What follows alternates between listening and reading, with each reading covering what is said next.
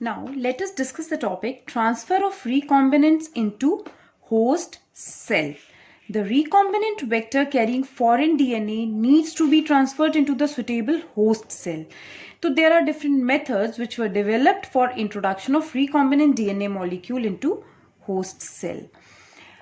One of the very common method and one of the very important method of transfer is transformation. First method which we have to study is transformation. Now what is this transformation? Transformation is the introduction of recombinant DNA into host cell. Means when we introduce our recombinant DNA into host cell, this method is known as transformation. For example, this is your host cell. For example, this is the E. coli. This is E. coli as a host cell, and we want to introduce our recombinant DNA in this host cell.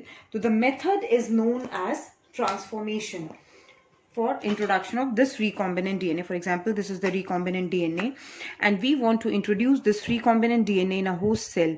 The method is known as transformation.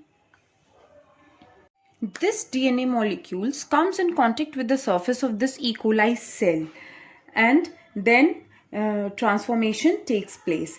Means this recombinant DNA has been taken up by this particular cell. In nature, the frequency of transformation of many cells, example yeast and mammalian cells, is very less. Secondly, all the time this host cell is not ready to uptake this DNA. So when this particular host cell it develop competence factors, there are few factors which are known as competence factors. When these competence factors are developed in the host cell, only then this cell can be able to uptake this recombinant DNA. After developing these competence factors, the host cell is known as competent. Now, what are these competent factors? Now, host cell is known as competent on developing these factors. What are these competent factors? These are the factors which affect transformation, such as concentration of foreign DNA molecule, host cell density, temperature, etc. Concentration of foreign DNA molecule, host cell density,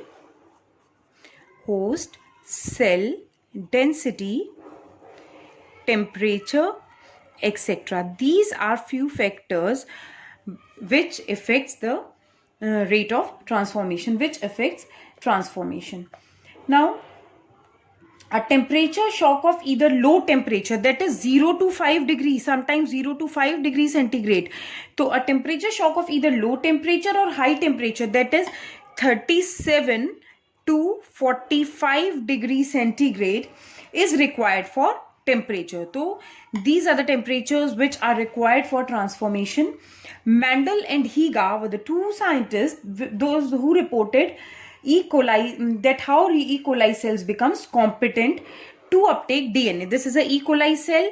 Mendel and Higa reported that how this cell becomes competent for the uptake of DNA. What they did, they treat this E. coli cell with ice cold calcium chloride and then expose these cells to 42 degrees centigrade for 90 seconds. Treat these cells with calcium chloride, cold calcium chloride, and then expose the cells at 42 degrees centigrade temperature for 90 seconds.